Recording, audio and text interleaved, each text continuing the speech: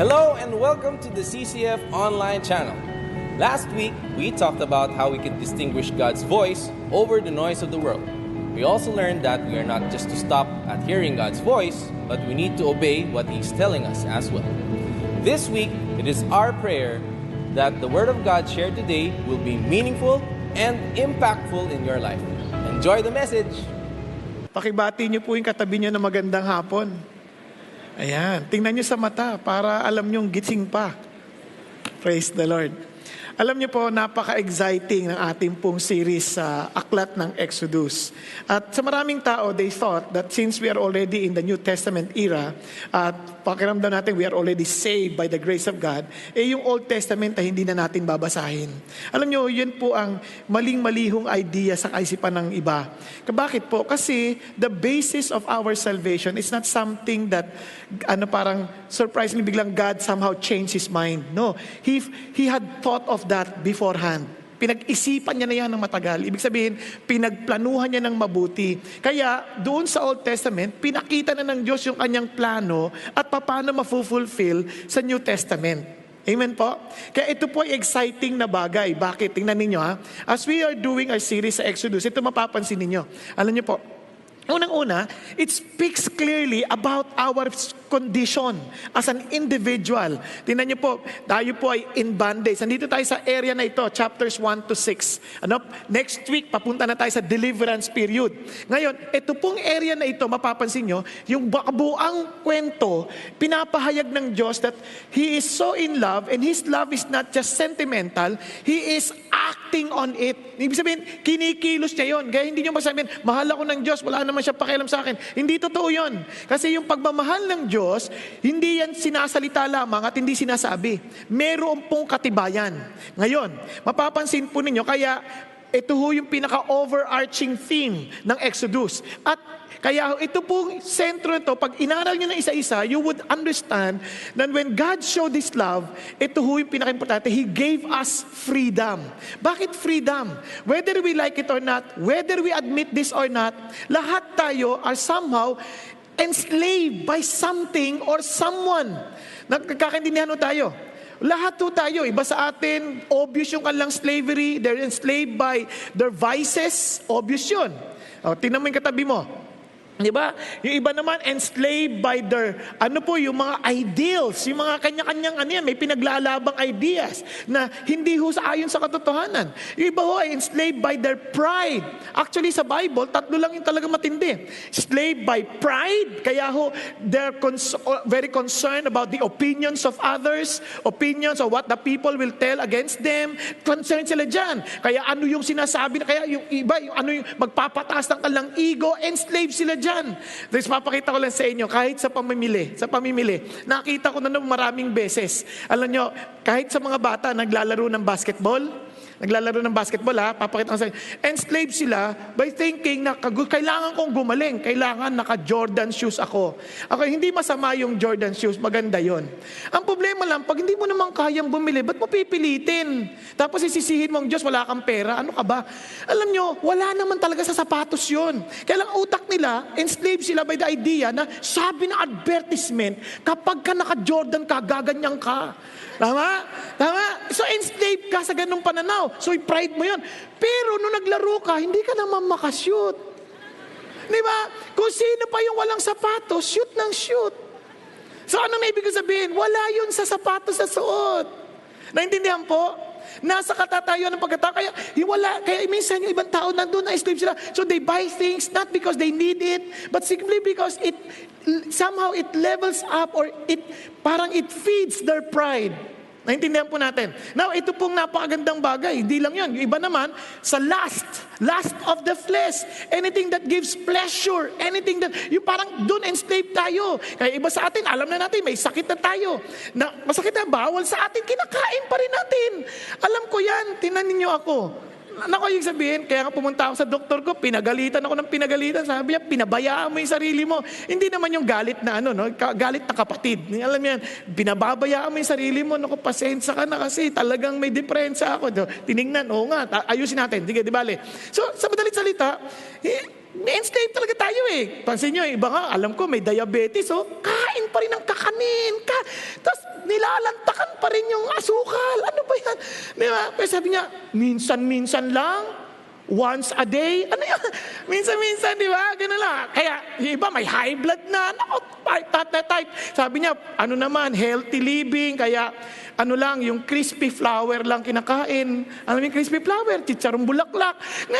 Tapos umaasa ka, nagagaling ka. Ano ka ba? You're enslaved by your lust. Di ba? Iba nga, enslaved by getting involved with affairs because of lust. Yung iba naman po, lust of the eye. Yung bang, whatever pleases the eye, yan, akin yan. So yan, kaya we're enslaved. And God knew that.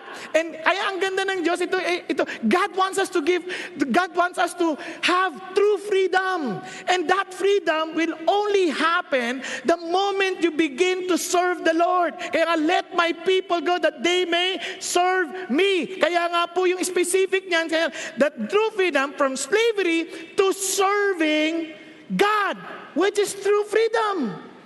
Naintindihan po natin. Now, tingnan po natin, ito pong napaka-importante. So, sa ating pag-aaral, when God seems silent, maybe to some of us, we're still experiencing that.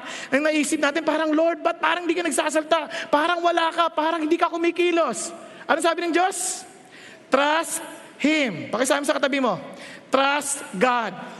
He may seem silent but He's doing something. At dahil nagtatrust ka sa Diyos, be patient. Huwag kang magmamadali. Yung iba hindi na makayanan, nagmamadali na. Huwag kang magmamadali. Hinay-hinay lang.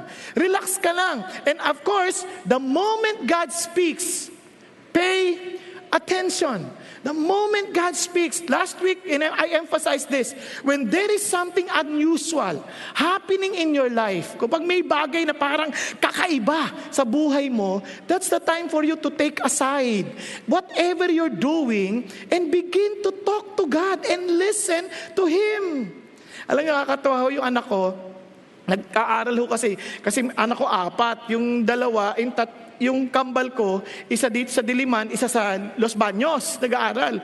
Yung nasa Los Baños, naawa rin ako siyempre dahil wala siyang kasama doon. Kapag may problema siya, magte-text, Papa, pag-pray mo ako, ganyan. Eh di, nagte-text siya sa akin, Papa, grabe, down na ako. Pagod na ako. Ang daming requirements. I have to do everything. Pero alam mo, Papa, nung nasubmit ko na drain na yung utak ko.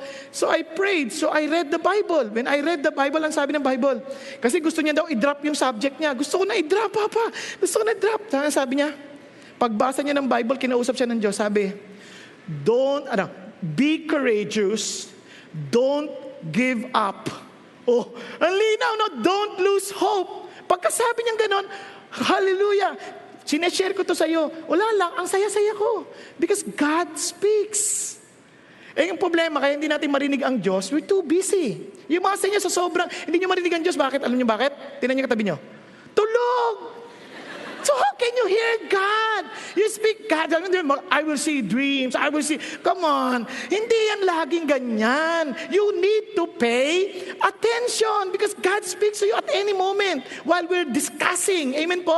Kaya iba sa inyo natutuwa, uy, alam mo, eksakto yung sinabi ni Pastor. Grabe, eksakto. Parang ako yung kinakausap. Well, I don't know you. God knows you. Naintindihan po natin? Ayan, kaya napaka-importante. But of course, when God speaks, you have to obey. Amen po? Now, ito po ang pinaka-tweak na pinakamalaking problema. But the moment you obey, it doesn't guarantee that everything will be smooth.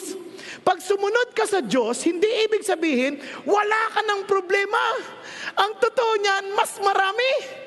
Yung iba sabi, Pastor, sumunod na ako sa Lord, hindi na ako nangongopya, nag-aaral na ako. Talagang aral.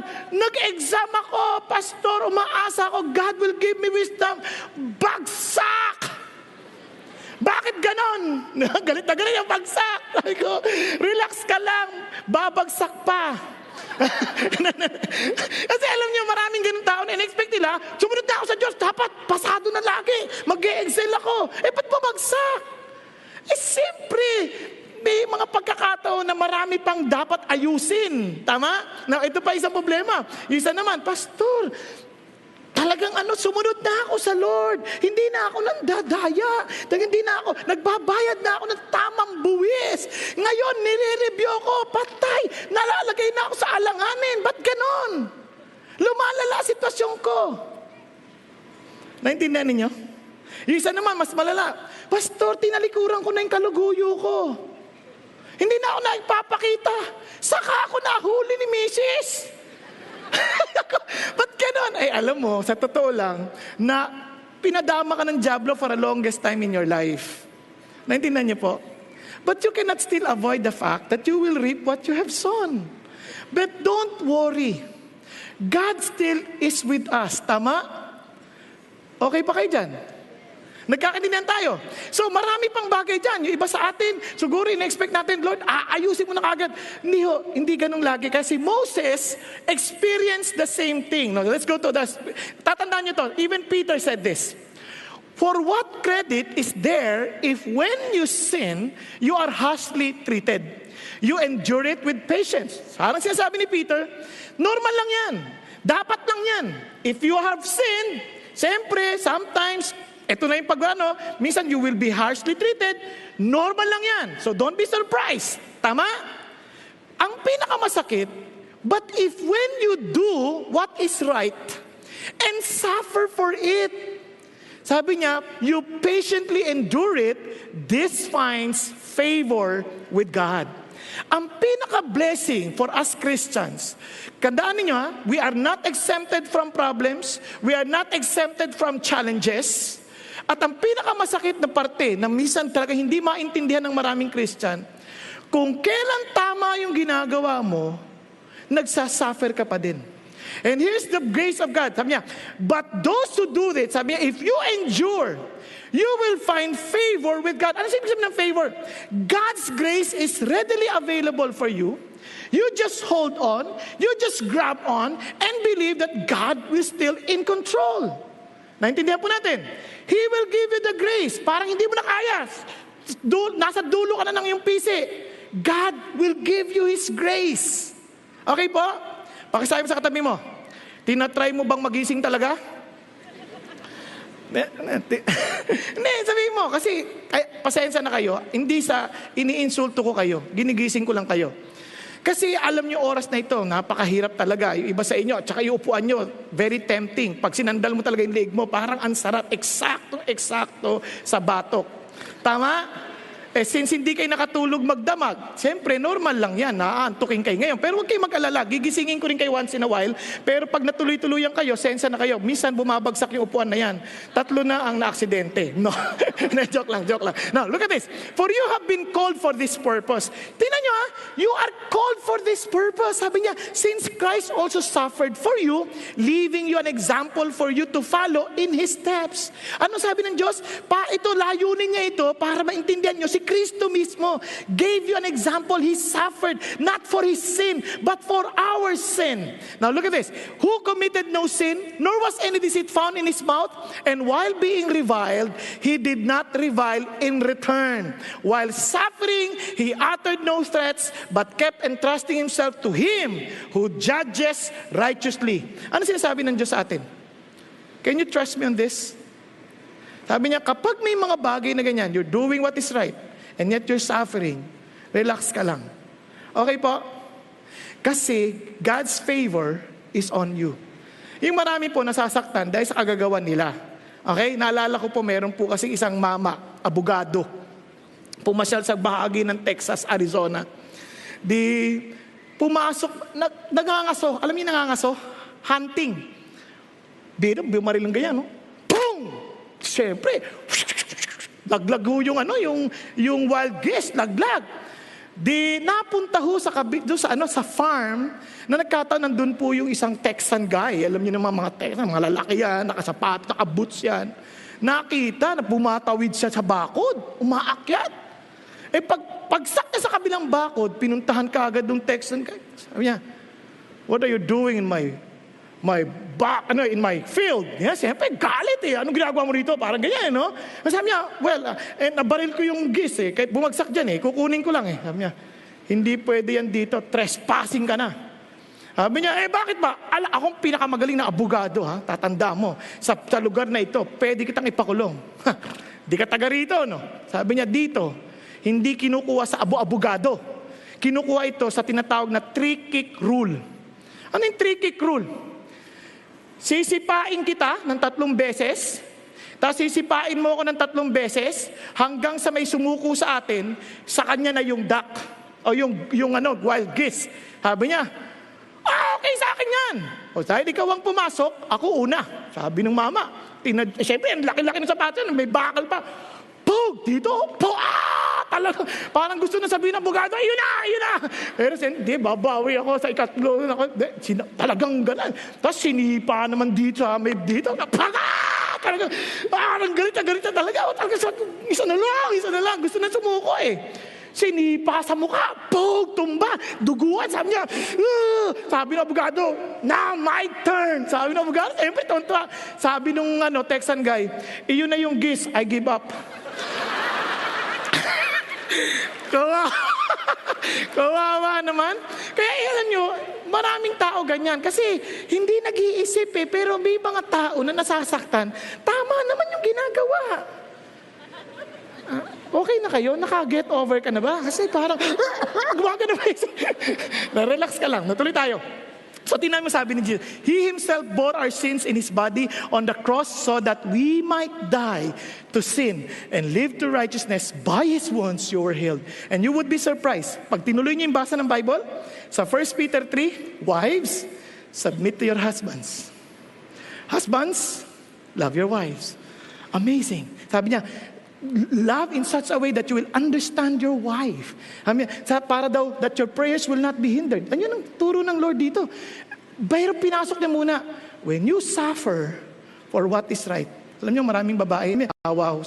May sasabihin niyo, bakit ganun? Nagsasabit na ako. Ito asawa ko, lalong yumayabang. Tama? Hello? Kaya minsan gusto niya nang di na tama itong Bible ito. Hindi, relax ka lang. You follow God and you will see His favor. You will see His grace. Okay? Now, ito ho yung tingnan natin. Ito ho yung principle na gusto nating maalala. Now, look at this. In Exodus, ganyan na ganyan nangyari kay Moses. So, also the officers of the children of Israel, whom Pharaoh's taskmaster had set over them. Merong mga Hudyo, sila rin, mga Israelites, may taskmaster in charge, kababayan din nila yon. Okay. And sabi ganon, we're beaten and we're asked, why have you not fulfilled your task in making brick both yesterday and today as before? Bakit nangyari to? Moses and Aaron obeyed the Lord, talked to Pharaoh, sabi kay Pharaoh, Pharaoh, let God's people go that they may serve Him. Tama? And sabi ng sagot ng Pharaoh, at sino yung Diyos na yan? Sabi niya, why will I follow Him? Obviously, anyone who does not know God will not obey God. Tama? Tama po ba? Kaya don't be surprised if some of us here are not willing to obey the Lord. It only means you do not really know God. Naintindihan po natin. Now, itong si Pharaoh, pag sabi niya, kaya tuloy yung mga officers na in charge, ginulpi. Pinagugulpi. Bakit mo kami ginaganito? So look at these people. Instead of going to God in prayer, they went to Pharaoh and complained. So the officers of the children of Israel came and cried out to Pharaoh saying, why are you dealing thus with your servant? So anong ginawa ho? So para to make the long story short, itong mga taskmaster, hindi rin pinagbigyan ni Pharaoh. Lalo pa silang pinahirapan. Tuloy yung kota ninyo sa laryo or bricks. Tuloy pa rin, walang dayami, walang straw. Kayo bahala mag-provide ng straw ninyo. Kayo bahala mag-provide ng raw materials ninyo. Pero same quota. Talagang hirap na. Now, listen to this. Now, verse 20, as they came out, sila Moses, lumabas na. Siyempre, hirap na yung mga Israelites, whom the Lord wanted to deliver. Tama? Sabi ganon. Then as they came out from Pharaoh, they met Moses and Aaron, who stood there to meet them. Ano sinabi? And they said to them, let the Lord look on you, and you judge because you have made us abhorrent. Alam mo yung word na abhorrent? Yung galit, mababa yan. Yung abhorrent, galit na galit. Nakuha niyo sabihin? Pag sinabi mo, abhor, parang wow, talagang lupit na galit. Naintindihan niyo? Now, tuloy tayo. Ang sabi niya, in the sight of Pharaoh and in the sight of his servant, to put a sword in their land to kill us. Now, then look at this. Ano nangyari? Kung kayo si Moses, anong pakiramdam ninyo? Ba't ganun, Lord? Lumala pa yung sitwasyon. Now listen, kaya itong ating message ngayong hapon. When life gets tough, okay, pagkalalong tumitindi yung kalalagayan mo sa buhay, grab on to God. Sabihin mo sa katabi mo, Hawakan mo sa kamay. Grab on to God. Hawakan mo. Yan, sige. Gusto mo sa leeg. No, grab on to God. Hawakan mo, grab. Talagang grab on to God. Kapag lalong matindi yung pagsubok mong dinadaanan, lalo kang humawak. How? Yung tanong, how? Now, yun ang tanong, paano? Now, let's go to Exodus 5:22. So, Moses returned to the Lord. Sa lahat to ng gagawin mo, saan ka pupunta? Unlike the taskmasters, they went to whom? They went to Pharaoh. Alam nyo, minsan sa opisina, ba't yung boss ko lalong napakatindi? Ang hirap kausap, hindi mo mapaliwanagan, ang daming pinagagawa. Pag hindi mo na sila maintindihan, kaya nga pupunta? Kay God. Sumbong mo yung boss mo. Naintindihan natin? Hello? Pag yung asawa mo ang hirap ng kausapin, kulamin mo na. Joke. Paano? Dalin mo sa Diyos. Hindi sa masamang espiritu. Sa Diyos mo dalin. Maniwala, kahit ho anak, yung mga anak hindi ho laging matitiluyan. Tama? May mga anak na parang ang labo-labo. Actually, isa sa mga anak ko dati, hindi ko matansya-tansya. Nagte-text. One time, as I was praying, Lord, ano kaya to? Pinahawak pa naman sa akin yung cellphone. Sabi niya, papakihawak muna, may gagawin lang ako. May nag-text. Pagbasa ko, kinabahan ako. Talaga ang lakas ng dagundong ng puso. Kasi, I love you. Ay! Sino to? Ang bata pa ng anak ko, may nag-I love you na. Di, nawasa ko na lahat. Naku, saan sa baraw gali ko, binasa ko na lahat.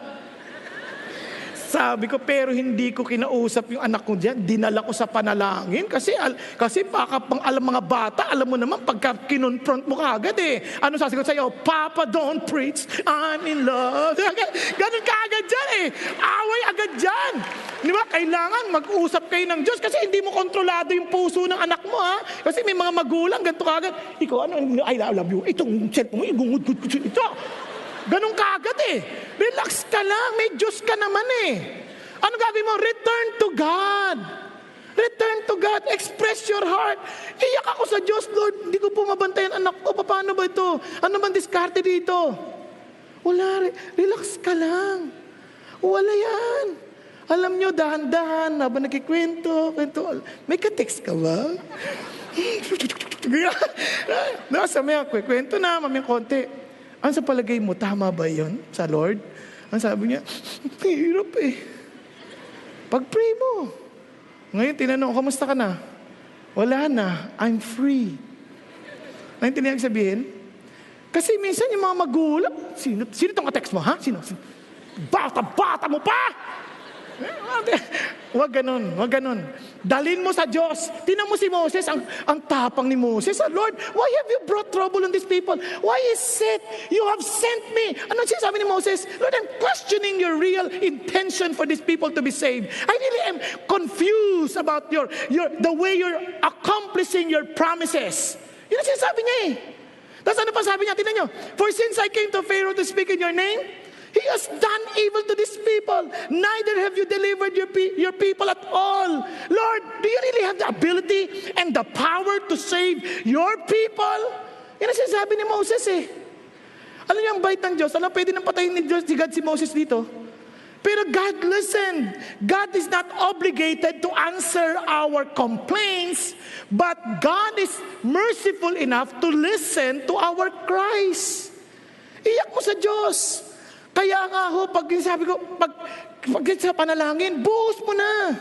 Sa totoo lang, buhos mo na, wag na. Lord, papakyut ka pa Lord, alam mo naman, kahit anong problema kaya ko. Dumating nga, aminin mo, Lord, di ko to kaya. Maawa kayo sa akin, hindi ko to kaya. Tulungan niyo ako, hindi ko to kaya. We need to be honest before God. Whatever troubles our heart, pour your heart to the Lord. Kita na yung sabi ng Lord. Kaya ito sabi ng Lord, tingnan nyo be anxious for nothing. What cause? Saan ka nagwo-worry? Anong bagay na nagwo-worry ka? Sabi ng Diyos, be anxious for nothing. Lord, paano ko gagawin? But in everything, by prayer and supplication, with thanksgiving, let your request be made known to God. Ang sabi ng Diyos, sa lahat ng bagay, sabihin mo sa akin. Anong problema mo, Lord? Nagwo-worry po ako. Wala, paano po yung mga anak ko? Di sabihin mo kay Lord, Lord, nagwo-worry ako itong sasakyan ko, parang pagkarag-karag na, lagi nasisira. Sabihin mo kay God. Alam mo, sasagot siya. Ano sasabihin niya? Huwag mo nang gamitin. Joke lang. Pero what I'm trying to say, you pour out your heart, God listens. And ito ang pinakamaganda. The moment you expressed your heart to the Lord, ang sabi niya, and the peace of God, which surpasses all understanding. Ganito ho yan. Marami sa atin, nagsasabi naman kay God eh. Lord, ang laki ng problema ko. Pag tayo, isip pa rin sa problema. Ano ang gagawin sa problema na to? Hindi ka pa tapos. Pagpunta mo sa Diyos, antayin mo yung kapayapaan ng Diyos maghari sa'yo. Nakuha niyo po?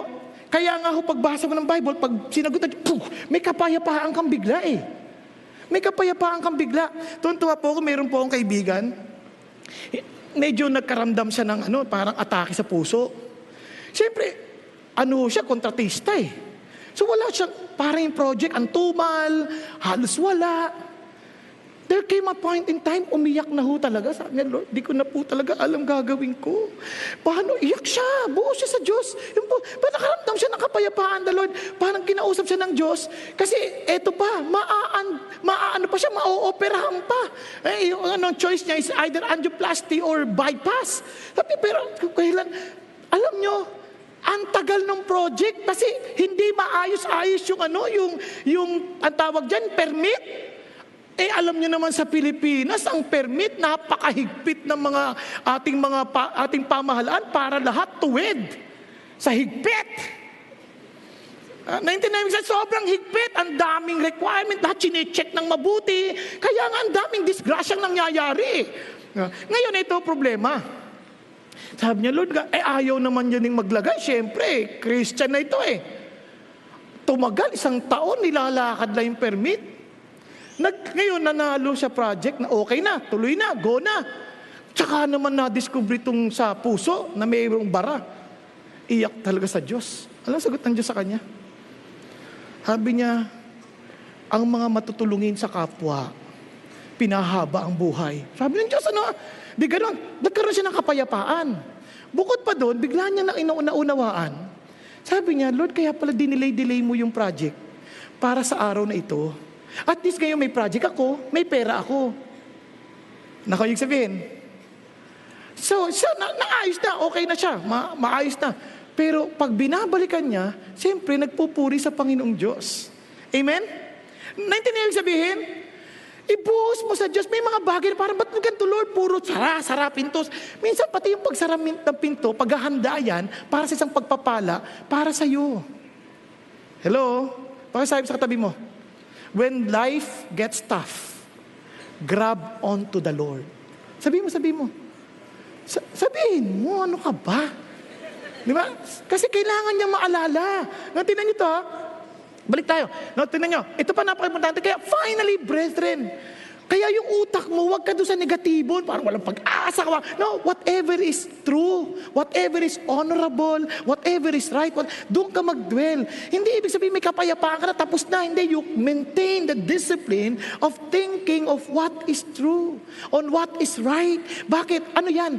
Yung panako ng Diyos. Naintindihan po? Kaya pag di mo alam yung pangako ng Diyos, paano magiging tuwid yung isip natin? Lagi sasabihin ng Jabez natin, wala ka ng pag-asa, talaga ang dami mong kasalanan, kaya nagkakaganyan-ganyan ka. Ano ka ba? Yung kasalanan mo ba tagal ng binayaran ni Kristo? Kaya wag mong isipin na tumatayo ka sa Diyos dahil sa katwiran mo. Hindi, tumatayo ka sa Diyos sa katwiran ng Panginoong Hesus. Paano yung mga pagkakamali ko? Hindi ba kaya pag-aani ito? Tutulungan ka naman ng Lord sa pag-aani mo eh. Yun ang pagkaintindi ko sa Bible eh. Naintindihan niyo yung sabihin? Siyempre, pag nagsisi ka, bago ka na, tutulungan ka ng Diyos kasi bayad na yan eh. Hello? Nagkakaintindihan po? Now, ito pong napakaganda sa pambagay. Tingnan niyo sa 1 Peter. Therefore, humble yourself under the mighty hand of God that He may exalt you at the proper time. Huwag ka na magpagbigay-bigay pa ng excuses. Pagpakumbaba ka. Ano sabi niya? Cast all your anxiety Ilan po? Ilan po ang ikakast ninyo? Some of your worries? No, everything that bothers you, bato mo sa Diyos. Everything. And sabi niya, bakit? Because He cares for you. Wow, ang sarap, no? Pakisabi mo sa tabi mo, alam mo, nagmamalasakit ang Diyos sa iyo. Tingnan mo sa mata, kasi nakapikit na eh. Sabi mo, nagmamalasakit ang Diyos sa iyo. Nagmamalasakit sa iyo. Kung inaakala mo parang pinabayaan ka ng Diyos, mali ka. Nagmamalasakit ang Diyos sa iyo. Hindi mo lang alam, pero meron siyang ginagawa. Now, kaya ano message natin ngayon? When life gets tough, grab on to the Lord. Hawak.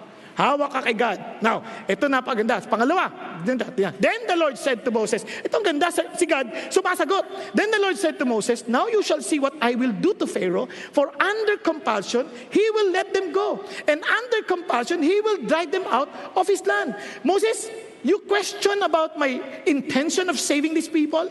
I'm telling you this, Pharaoh is not in control. I am in control. And I will force him to let you go. Dadaling ko sa ganyang punto. Ang problema lang ni Moses, nakalimutan niya, sinabi na ni God dyan eh. Sinabi niya beforehand na, I will harden Pharaoh's heart so that he will not let you go. Pero hindi ka ready. Pero if you just listen carefully, sabi ni God, no. I will really force him to decide to let you go. Oh, sabi ng Diyos ko, ano man sitwasyon mo ngayon, He will make a way that He will force whatever situation you have na i-release ka ng Diyos dyan. Naintindihan po natin? Kayo, may kanya-kanya tayong mga struggle sa buhay. Naintindihan po? I used to have a struggle with pornography. Bata pa kasi ako, ang meditation ko, tik-tik. Kasi nga, kahit hindi ka marunong magbasa, may litrato. And to be honest with you, hindi ho madaling patakasan yan. And I bring the matter to God, Lord, I release this to you. Pero alam niyo sa awa ng Diyos, sa awa talaga ng Diyos, nawalan ako ng panlasa. Parang pa nakakita ko ng litrato, nandidiri ako. Ano ba yan? Parang, ano ba yan? Hindi na yung daming rituales na I will burn all of this magazine into CD. Ano ka ba? Huwag ka na magkunwari. Ibigay mo na kay God. Sabi mo, Lord, di ko talaga kaya to. Patawarin ninyo ako. Di ko na to kaya. Alam mo, sa awa ng Diyos, alam nyo, araw-araw, sabi, Lord, thank you. Alam ko, palalayain mo ako dito. Lord, thank you. Alam ko, palalayain mo ako dito. Lord, alam ko, palalayain mo ako dito. For some reason, biglang, pagising sa umaga, wala na. Ayoko na. Nakanin nyo? Naintindihan natin ibig sabihin? You just believe na, yung sinabi ng Diyos eh. Kahit nang hindi mo pa nakikita yung reality agad-agad, you believe na ito yung gusto ng Diyos mangyari sa'yo. Because He desires you to be delivered. Paninigarilyo, ako rin nanigarilyo rin ako. Hindi ko alam eh. Sabi ko, Lord, ito madali-dali. Kasi yung sigarilyo sa akin, madali lang dahil hindi ako nakakabili. Madali nun. Nakuha niyo yung sabihin, inumin, ganun din. Madali lang din kasi, kaya lang, yung may mga bagay na mahirap. Pero ang Diyos, very much willing to help you. Amen? Because He wants you to be freed, to serve Him. Kasi sa totoo lang, kapag mayroon kang ganyang mga bandages, hindi ka makapaglingkod sa Diyos eh. Isipin mo, I'm not qualified, the Lord will not make use of me. Kasi nga, kaya patuloy ka lalong nabibihag. Tama? Hello? Diyan ka pa? Naintindihan ninyo? Now, tuloy tayo. Now, ito napakaganda. Kasi sabi niya, God spoke further to Moses and said to him, I am the Lord. Pag nakita niyo yung puro capital na yan, ibig sabihin yan, I am who I am. Ibig sabihin, this is my personal name. Kasi sinasabi ng Diyos, napaka-importante na maalala niya. Sabi niya, Moses, I am still the God, that the God who is powerful yesterday, today, and forever. I am who I am. Naintindihan po natin? Ako pa rin yan. At ito pa pong isang dagdag na napaka-importante. Kaya si Lord paulit-ulit niya, I am the Lord. Makikita niyo sa 6.2, makikita niyo sa 6.6, makikita niyo sa 6.7, makikita niyo sa 6.8, makikita niyo sa 6.29. Paulit-ulit yan, I am the Lord. Moses, don't ever forget who I am. I am the Lord. Kasi it's so easy for people to forget who God is. Ang dali natin makalimot kung sino ang Diyos. Ang dali natin makalimot. Mga bata nga, pag nag-e-exam na nag-aaral pag hindi na masagutan, Lord, tulungan mo ako. Tatingin sa katabi. Gagamitin mo, Lord, thank you. Ano ka ba? Yung Diyos na ayaw ng pandaraya kahapon, ayaw pa rin niya ng pandaraya ngayon, ayaw niya pa rin pandaraya bukas. Naintindihan niyo ibig sabihin? Yun yung ibig sabihin, I am who I am. Don't create your own God because He never changes. He is a God who is self-sufficient, self-sustainable. Ganun ang Diyos natin. And ito pa, napaka-importante. Tingnan nyo ha.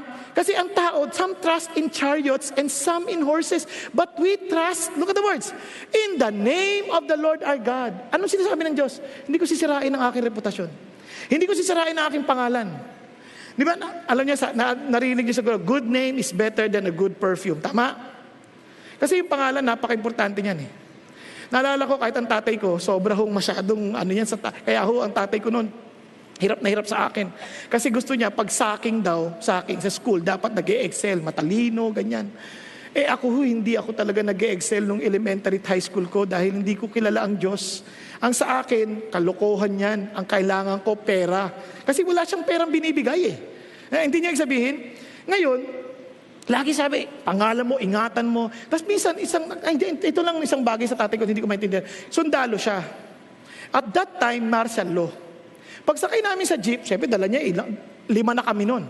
O bali, 6, panlima ako eh. Siyam lang kami magkakapatid, konting-konti lang.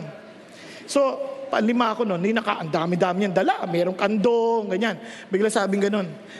Bayad. Sabi nung driver, ay hindi na sir, hindi na. Kasi sundalo eh, naka-uniforme. Hindi na sir, martial law during that time. So iba yung, hindi na sir. Anong sagot ng tatay? Hindi, kasalanan ko, marami ako anak, babayaran ko. Sabi sa loob-loob ko, grabe naman to, wala nang pera, yabang pa. Diba? Tapos pagdating namin sa eskwelahan, bago pumasok, ito pa sasabihin niya, huwag ka mandadaya, huwag ka mangongopya. Tandaan mo yan. Di baling bumagsak ka, huwag ka lang kokopya. Pero pag bumagsak ka, lagot ka sa akin. Siyempre, gulo rin, di mo alam talaga kung saan ka pupwesto, di ba? Tay, bakit naman ayaw mo kami mangopya? Yan na lang ang yaman natin, yung pangalan natin, yung dangal. Naka ninyo? How important name is? Now, this is God. Sabi niya, if you earthly people, evil people compared to God, would care for your name, di lalo na ako. Yun ang sinasabi ng Diyos. But we trust in the name of the Lord our God. His name speaks for Himself.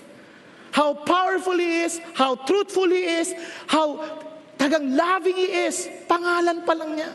Naintindihan po natin?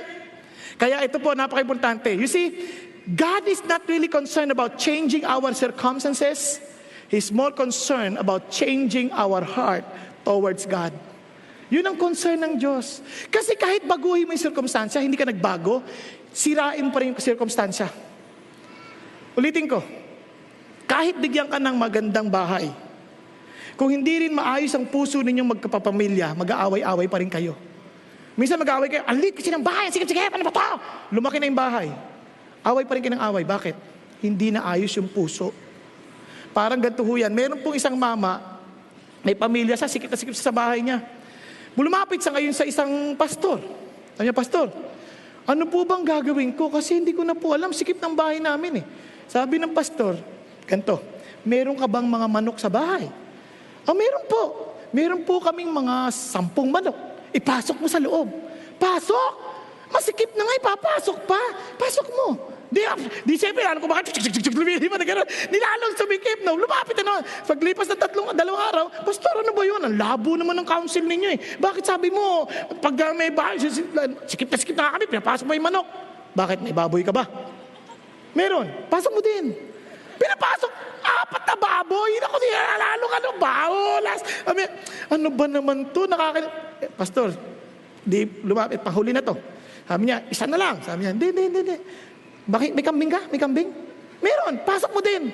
Ha? Pinasok niya kambing. Konti lang, 7. Dahil lalo nagkakapalitan na sila ng muka. Lahat, amoy kambing, amoy baboy, amoy manok, sama-sama na. Nung panghuli na, pastor, upa ka na kita. Nawala na ng galang sa pastor. Sabi niya, sasapakin na kita. Sabi niya, sobra ka na. Hindi, sorry ha. Tanggalin mo na lahat ngayon. Tanggalin mo na. Nung tinanggal niya na yung manok, baboy, tsaka kambing, bigla sabi niya, ay, ang luwag ng bahay. Nabago ba yung bahay? Hindi naman eh. Ang nabago yung kanyang perception na, nga, nung nawala na yung mga hayop, lumuwag. Kasi alam niyo, minsan babaguhin ng Diyos yung puso talaga natin. Minsan, reklamo sa bansang Pilipinas, napaka-traffic. Ang sa totoo lang, tayo naman may kasalanan sa traffic na yan eh. Tingnan niyo, pag sumasakay, nandun sa gitna ng daan. Saan kayo nakakita yung buong kalye ino-ocupa ng mga sasakay? Tapos kahit saan humihinto. Pero pag tayo nagpe-pray, Lord, huwag na po traffic, huwag na mo traffic. Tapos pag nakita mo, grabe, nagsasakay. Pero pag siya naman yung sasakay, hindi rin sumusunod. Alam ko yan, naranasan ko. Nag-Bible study ako, wala akong dalang sakyan. Eh di sakay, dyan sa may Anonas, mayroong World City College dyan. Di pag uwi ko, mga alas 11 ng gabi, sakay akong ganyan. Das lahat sila nandoon, andito yung bus, jeepney stop ha, andyan sila lahat, nakaabang. Sabi ko, Lord, grabe naman. Paano makakasakay nito? Di ba? Dito, diyan ka lang, sumunod ka sa batas. Lord, di lahat nagpupunta, darating yung jeep, takbuhan. Sabi ko, Lord, di ko na ito kaya. Kailangan ko nang pumunta doon. So punta na ako doon. Abang na rin ako, nakikigulo na ako. Parang bumubulong ang Diyos sa akin, ano ka ba anak? Di ka na ba nahiya? Ikaw mismo nagtuturo, hindi ka sumusunod. Bumalik ka doon sa jeepney stop. Opo, bumalik ako. Pagbalik kong ganyan, may umiikot na jeep. Huminto sa harapan ko. Eksakto sa pupuntahan ko. Umupo ako sa harapan, tapos iba nag-uunahan. As ako nakaupo. Sa gusto ko pang pwesto. Di gano'n, no? The following week, ine-expect ko na. Doon na ako sa jeepney stop. Uunahan na naman mga tao. Si Lord, faithful. But 30 minutes na, wala pa rin. So punta naman ako doon, punta na ako talaga doon. Sabi ko, sabi, Lord, bumalik ka. Balik ako. Habang ako naghintay na ganyan, biglang may dumating na jeep. Luwag ako lang mag-isa. Ay, bakit? Alauna na eh. Wala na, nakasakay na lahat. Sabi ko, Lord, ba't ganun? Noong una, binless mo ako aga. Ang sabi ng Lord, susunod ka ba dahil madali o dahil tama? Hello? Tanong ang katabi mo, susunod ka ba dahil tama o dahil madali? Friends, the issue is not comfort. The issue is rightness by God's grace. Amen? Kaya ito po, trust in Him at all times, O people. Pour out your hearts to Him, for God is our refuge. Now, are you willing to obey God because you really trust Him? Ngayon, ito po isa na. Kaya when life gets tough, grab on to God. Amen? Grab on to God. Now, tuloy tayo.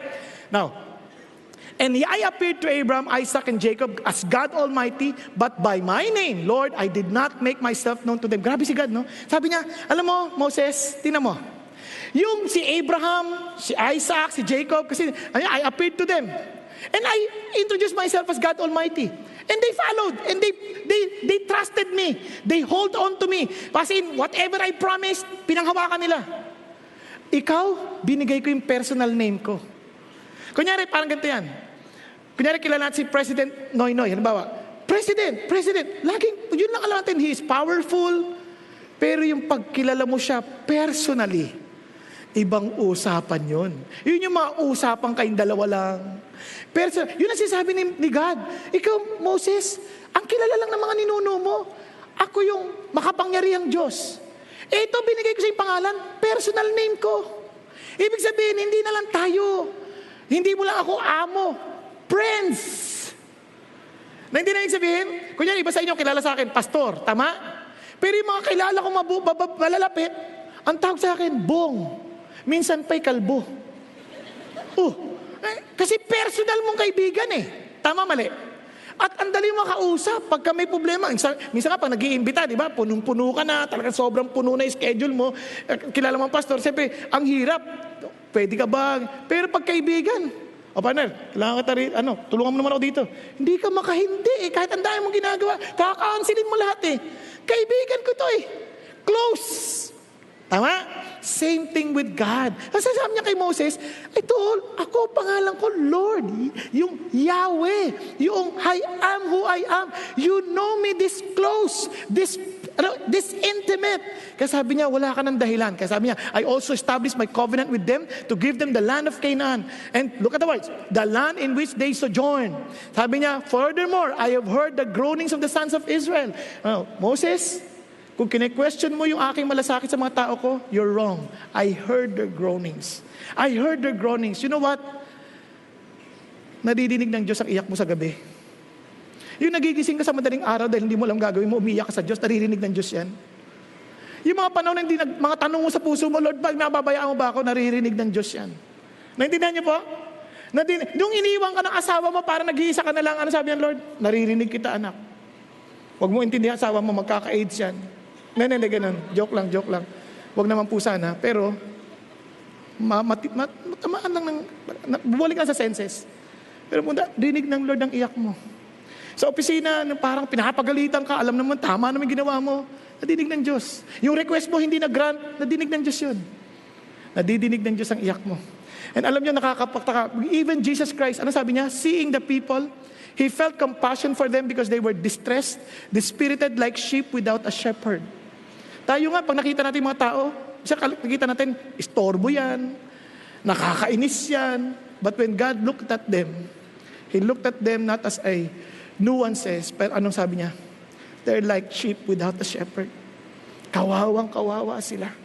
So when God looks at us, hindi lang niya nakikita yung problema, nakita niya yung pinaka-problema sa puso. Hindi problema, walang pera to, hindi ang problema nito. Hindi niya ako kilala who provides. Ang problema nito, hindi niya ako kilala that a God of wisdom who gives wisdom to those who asked. Hindi niya ako kilala. How I wish. Itong tao na to, hindi niya alam, kaya siya ng bababae kasi naghahanap siya ng kaligayahan sa buhay, pagtanggap at totoong pagmamahal. Sabi na ko, alam ko ang kanyang problema. Wala siyang pinupuntahan. Nakuha niyo ibig sabihin? He hears us. Now look at this. Say, therefore to the sons of Israel, look at God.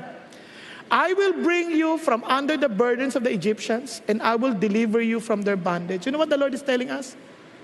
Sabi niya, ito ang spiritual spiritual bankruptcy natin. Sabi niya, I will deliver you. Ano ibig sabihin niyan? God is telling us that He wants us to be freed from the slavery of sin. To some of us, we don't know this. We're enslaved by sin. Tingnan ninyo. Wretched man that I am, who will set me from this body of death? Yun ang sabi ni Paul. Alam niyo ba kung gaano tayo ka-enslave? Yung gusto nating gawin na tama, hindi natin magawa. Yung ayaw natin na masama, yun ang ginagawa natin. Naniniwala ako marami sa atin, ayaw naman natin magsinungaling tama ba? Ayaw nating magyabang, ayaw nating maging tamad, pero hindi natin maintindihan, yun ang gagagawa natin. Hello? Ayaw natin magpa-cute sa ibang tao, we just want to be ourselves, but we cannot be freed. And God niya, wretched man that I am, who shall deliver me? Who shall free me from this body of death? Wala tayong pupuntahan. Kaya kung akala mo, pag nagpakabait ka, maliligtas ka, hindi mo kaya dahil hindi ka maka-perfect. Sa buong maghapon, hindi mo ma-perfect. Sa buong isang oras, hindi mo ma-perfect. Nasa service ka na, hindi mo pa ma-perfect. Paano kung nalaman nasa service ka na, kung ano iniisip mo, ano kakainin mamaya? Di ba? Yung iba pa nga kumakanta na sa Diyos. Nagyayabang pa rin isip niya, dinig yung boses ko, ganda. Nakayig sabihin, yun, nandun ka na. Wala, hindi ma-perfect. Kaya ang sagot ng Lord, hallelujah! Thanks be to God through Jesus Christ, our Lord. So then, on the one hand, myself with my mind am serving the law of God, but on the other hand, with my flesh, the law of sin. And I praise God, you know why? This is how God freed us. Therefore, there is now no condemnation for those who are in Christ Jesus. So whenever you come to God, in the name of Jesus, whenever you stand in the name of Jesus, God said, you are not under judgment, you are not condemned, I welcome you because you are righteous before my eyes. Yan sinasabi ng Diyos. Kaya kung iniisip na, kaya alam niyo po kung ano yung confidence natin sa prayer?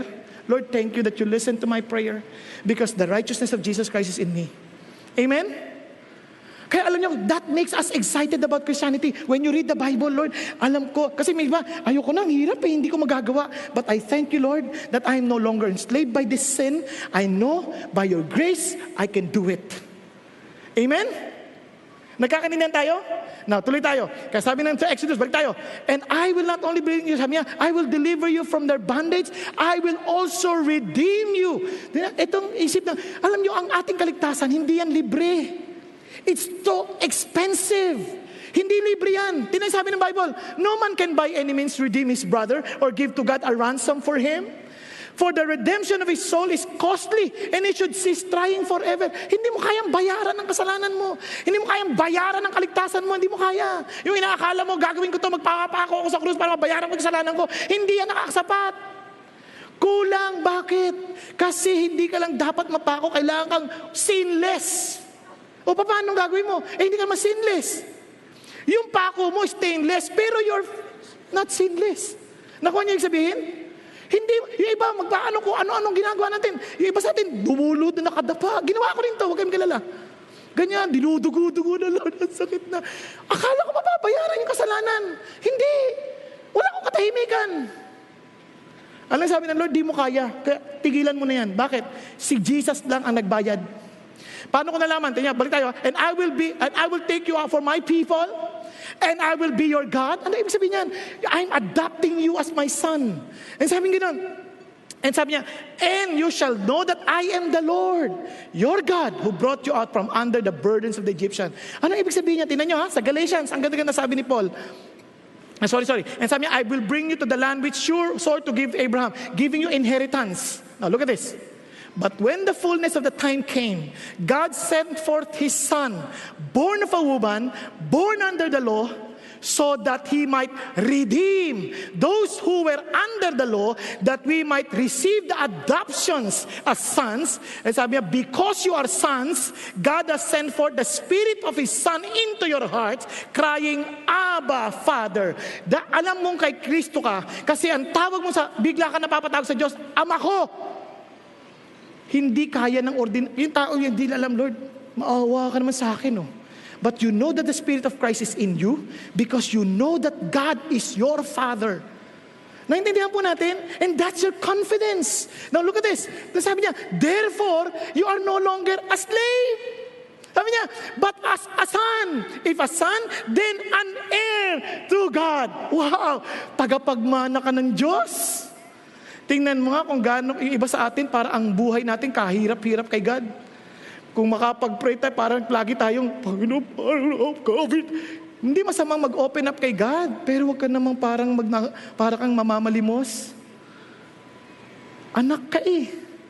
Yun ay kung si Kristo'y nasa iyong buhay. Sabi mo sa katabi mo, when life gets tough, grab onto God. How can I grab onto God? Because He is your Father. Because of Jesus. Amen? Hello? Kung hindi mo siya tatay, hindi mo siya ma-appreciate. Kaya kung tatay mo siya, bakit ka susuko? Tatay mo siya eh. Now, tuloy tayo. Now, look at this. Blessed the God, the Father of our Lord Jesus Christ, sabi ni Peter, who according to His great mercy has caused us to be born again to a living hope through the resurrection of Jesus Christ from the dead. Sabi niya, to obtain an inheritance which is imperishable. Wow! Hindi na mawawala yung inheritance mo na yan. Yung feeling mo na parang, Lord, baka itakwil mo ako pag namatay ako. Hindi na. Kasi yung mana mo, hindi na masisira. Dahil kanino? Sabi niya, and undefiled will not fade away, reserved in heaven for you. Wow! May nakaabang. Kaya kung maaaring sabihin nga, kunyari, kinat ka dito lang sa lupa yan. Pagdating sa langit, hindi ka na ikakat. Wala siya doon. Hello? Pag-isipan ninyo. Dinaya ka dito lang sa lupa yan. Pagdating sa langit, di ka na dadayain. Naintindihan niyo ba yung sabihin? Hello? Kaya maahawa nga kayo sa mga taong nagluloko eh. Bakit? Kawawa naman sila. Dinaya ka. Hindi nila alam. Wala silang mana. Ito, ikaw meron. Eh, ano pa sabi ng Lord? Who are protected by the power of God. Can you imagine? Pinoproteksyonan ng Diyos yun. Sabi niya, through faith for a salvation, ready to be revealed in the last time. Malapit na ho ipakita ng Diyos. Tingnan mo yung katabi mo, malapit na rin. Hindi. Malapit ng paalala lang sa atin, Lord. Sa gulo na nangyayari sa atin ngayon, kinakatakutan, ang dami. Yung iba, takot sa ISIS. Naku, kay Macy's lang, talo ka na eh. ISIS ka pa dyan. Nga, masyado mong pinalalala, pero isang bagay lang. Nakakatakot. Bakit? Eh kung kay God ka naman, ang buhay mo, kung gusto ka niyang buhayin, mabubuhay ka. Kung gusto niyang kukunin ka at any time. Nagkakaintindihan? Kaya ang ating panghawak, Lord, buhay o patay, buhay ako. Kaya sabi ni Paul, for me to live is Christ. To die is gain. Pakinabang. Bakit pakinabang? Eh, pinoproteksyonan ng Diyos yung aking kaligtasan eh. Sa pananampalatayang ito, Pinututik siya. Baka bantayan niya. Walang makakaagaw sa kanya sa'yo. Type mo? Hello? Parang hindi nyo na-appreciate, no? Alam nyo kung bakit? Hindi kayo tiyak kung talagang sa Lord kayo o hindi. Yun ang katotohanan. Alam nyo kung meron po isang bagay, kahit ano pang problema sa mundo ito, ang liit ng problema yan, sinolve ng Diyos, yung pinakamalaki ng problema natin, kasalanan. We were delivered from that slavery. Kaya sabi ni Moses, look at it. So Moses spoke thus to the sons of Israel, but they did not listen to Moses on account of their despondency. Pinabi na ni Moses, ito gagawin ni God. I will. Ano sabi ng mga tao? Ay, hindi sila nakinig. Bakit? Bagsak na bagsak ang puso. Marami sa ating ganyan, di na tayo nakikinig sa Diyos. Bakit? Kasi feeling natin, sobrang hopeless na ako. Wala na akong pag-asa. Yun ang dahilan kahit pag nagsishare kayo ng gospel, hindi kayo pinakikinggan. Wala na silang pag-asa. Bakit? They do not see hope. You know why? Because they don't see God. And I pray that whenever we speak to them, they will see God in our lives. Nagkakanindihan po? Tingnan niyo katabi niyo. Do you see God with that person? Be honest. Don't tell him or her. Huwag mo sabihin, alam mo, I don't see God in you. Wag ganon. Sa'yo lang. You ask yourself, Lord, kung titingnan niya ba ako, makikita ba kayo sa akin? Di ba? Makita ba kayo sa akin? Kaya tulad dito, kawawa, they could not see it to Moses kasi si Moses, daming problema. Kaya ito, alam mo sabi ni Moses, Lord, di naman lang ako pakikinggan eh. Ang sabi niya, kaya when life gets tough, grab onto God. Paano? These things I've spoken to you, remember this. Expect trials, challenges. This is not something new. Sabi niya, these things I've spoken to you that in me you may have peace. In me you have peace. In the world you will have tribulation. But be of good cheer. I have overcome the world. Amen po? May problema ka? Na-overcome na ni Lord yan. May problema ka pa? May overcome na ni Lord yan. Ang sabi ni Lord, kaya relax. Pero ang kapayapaan mo na kay Kristo. So wala sa pangyayari. Naintindihan po natin. Lalagpasan ko po ito kasi because we're lacking of time. 6:10, balik tayo. Sorry. Lalagpasan na natin yan. Kaya sabi ni Moses, Lord, di man lang ako pakinggan. Now the Lord spoke to Moses saying, go tell Pharaoh, king of Egypt, to let the sons of Israel go out of this land. Ang sabi niya, but Moses spoke before the Lord saying, Lord, tandali muna. Sasabihin ko kay Moses, yung ang tao ninyo hindi naniniwala sa akin eh. Sons of Israel hindi nakikinig sa akin eh. Si Pharaoh pa, naramdaman niyo na ba yan? Kung ang mga kapatid ko, hindi nakikinig sa akin ibang tao pa. Kahit ako, naranasan ko yan, kahit sa pagpipreach ko yung kasama ko Christian hindi nakikinig sa akin ibang tao pa. Relax ka lang, normal lang yun. You cannot please everybody. But one thing for sure, sabi ng Lord, sabi niya, I am unskilled in speech. Anong sagot ng Lord? Tingnan niya, then the Lord spoke to Moses, to Aaron, and gave them a charge to the sons of Israel and to Pharaoh, king of Egypt, to bring the sons of Israel out of the land of Egypt. Now, bilang niya, sorry, lalagpasan natin to. Ito nakakagulat. Now it came about the day when the Lord spoke to Moses in the land of Egypt, that the Lord spoke to Moses saying, I am the Lord, speak to Pharaoh, king of Egypt, all that I speak to you. But Moses said before the Lord, behold, I am unskilled in speech. How then will Pharaoh listen to me? Alam niyo yung word unskilled? Ang literal translation niyan, uncircumcised lips. Pag sinabi mo uncircumcised, madumi. Naalala niyo si Isaiah, I am a man of unclean lips. Pag sinabi mo uncircumcised, marumi, makasalanan. Naman yung sabihin? So, finally, Moses realized, Lord, I'm not qualified. Lord, I'm not qualified. Have mercy on me. Now, look at this. So, all the more that Moses was already 80 years old and si Aaron 83. Binigyan na siya ng kasama, matanda pa. Ano kayong sabihin? Sabi niya, pero sabi ng Lord, ito tandaan niyo, my grace is sufficient for you, for power is perfected in weakness. When you think somehow, Lord, di ako marunong, I cannot serve you, di ako marunong, marumi ako, di ako makamemorya, you're always looking at yourself. Remember who God is. Amen po? Grab unto the Lord. Grab unto the Lord. Now, lastly, these are the heads of their fathers. Bakit biglang pumasok to? From 13, these are the heads of their fathers. Reuben, firstborn, Palio. Sunod na si Reuben, si Simeon. Tapos si Levi. Bakit pinasok to? Ito na yung genealogy ni Moses. Bakit sinapakita ng Lord yung genealogy ni Moses? Para sabihin ng Diyos, tingnan niya, lalagpasan ko parang marble yan. Yan. Ano nangyari? Sabi ng Lord ito, It was the same Aaron and Moses to whom the Lord said, bring out the sons of Israel from the land of Egypt according to their host. Tapos sabi niya, they were the ones who spoke to Pharaoh, king of Egypt, about bringing out the sons of Israel from Egypt. It was the same Moses and Aaron. Ano sasabi ni God? Yan yung tinanggihan ni Moses, ni Pharaoh. Yan yung tinanggihan ng mga Israelites. I know them from the very beginning, and I'm not changing my mind. Kahit anong reklamo niya, I have chosen him, and I will not change my mind because I will still love him and trust him and use him for my glory and honor. When God looks at you, He knows everything about you, your past, your present, and your future tendencies. And God is not changing His mind on you. Pakisabi sa tabi mo, hindi nagbabago isip ng Diyos para sa iyo. Pakisabi mo, kahit natulog ka, tulog ka na pero hindi nagbabago isip ng Diyos sa iyo. Ang mga alagad natulog din, hindi nagbago isip ng Diyos. Diba, sabihin nila, si Lord, ang labo ng mga alagad Hindi nagbago isip niya. Nakuha niyo? Kaya kung iisip niyo sa sarili niyo, parang Lord, di niyo na ako tatanggapin, hindi pa rin nagbabago ang isip ng Diyos sa iyo. And lastly, of course, ito napaka-importante, sabi ng Lord, chapter 7, and then the Lord said to Moses, see, I make you as God to Pharaoh, and your brothers Aaron shall be your prophet. Sabi niya, Moses, stop thinking about yourself. I know exactly the plan. Kung noona parang niisip mo si Aaron, si Moses kasi nagsalita kay Pharaoh noon Sabi ng Lord sa kanya, di ba si Aaron na magsasalta? Si Moses na-excite dahil sumunod yung mga Israelites. Kaya nung pumarap kay Pharaoh, siya nagsalita. This time, sabi niya, Moses, at least you realize you're not qualified, but don't worry. Bibigyan kitang kasama. Si Aaron, he will speak to Moses and you will be like God to him. Ang sinasabi ng Diyos, Moses, hindi ako nawawala ng paraan. I'm God who is infinite in wisdom and in ways. Let me end. Si Ignaz Paderewski, kilala niyo?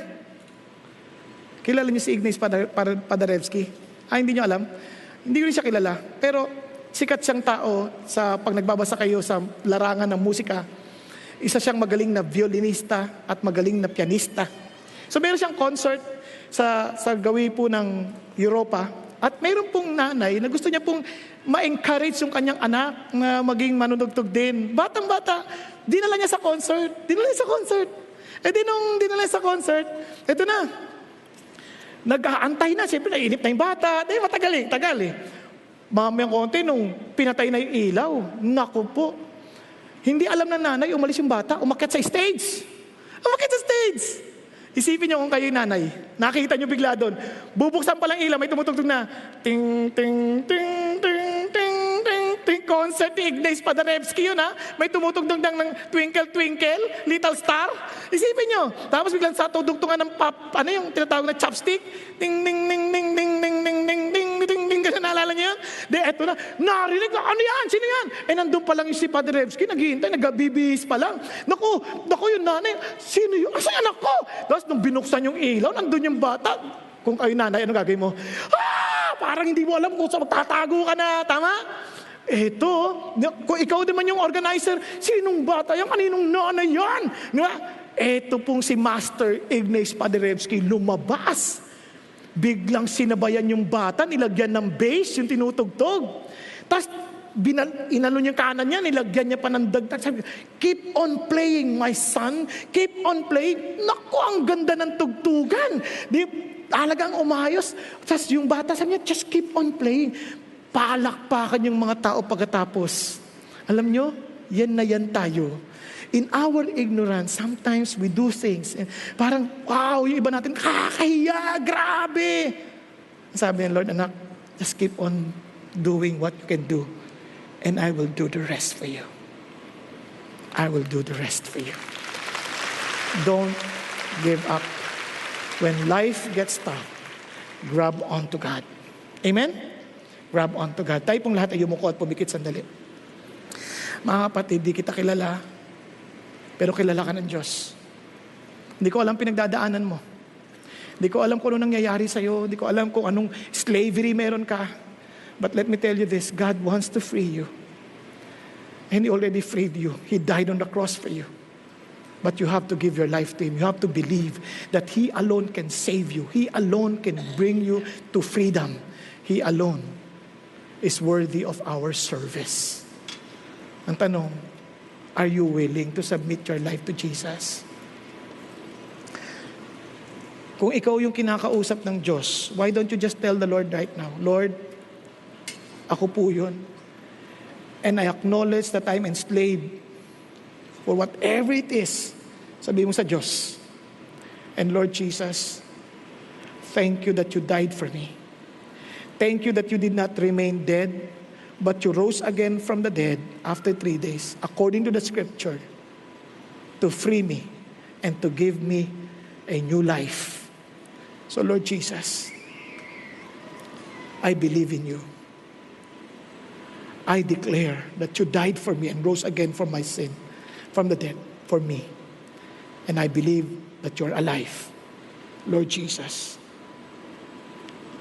take control of my life and let me live freely serving you, honoring your name, glorifying you. Thank you, Jesus. And maybe to some of you naman, you're Christians and yet you have so much struggles that you don't know what to do. Why don't you give yourself back to God and say, God, let me not give up. Allow me to trust you. Allow me to believe in you. Allow me to once again grab onto you, believing, Lord, that you hear my prayers, you hear my groanings, you hear my cries, for you are my Father, you are my friend, you are my Savior, you are my Lord. Thank you, Jesus. Thank you, God. Father in heaven, I thank you for this wonderful afternoon, O God, that you have allowed us, Father God, to be reminded of who you are, to understand, Lord, that sometimes, and most of the time, our lives is really very tough. But thank you, God, that we can grab onto you, we can trust you, you can allow us, Father God, to come out like gold, victoriously for you, shining, Father God, for you, glorifying your name. For you are our strength, you are our victory, you are our champion, you are our Lord. In Jesus' name we pray. Amen and amen. Friends, kung meron kayong you want to be prayed over, just come forward. Don't hesitate. Meron po tayong mga prayer leaders and pastors who are willing to pray with you. Okay po? God bless you.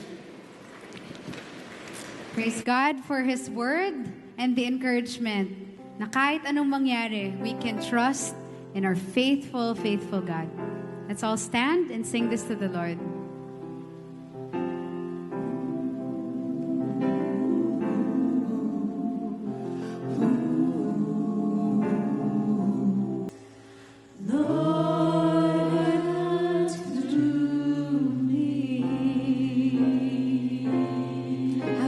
Sunday, everyone. If you're joining us today for the first time, we would like to get to know you and pray for you. Please join us at the Welcome Center at the second floor lobby. God bless you. Did you know that CCF is all around the world? CCF is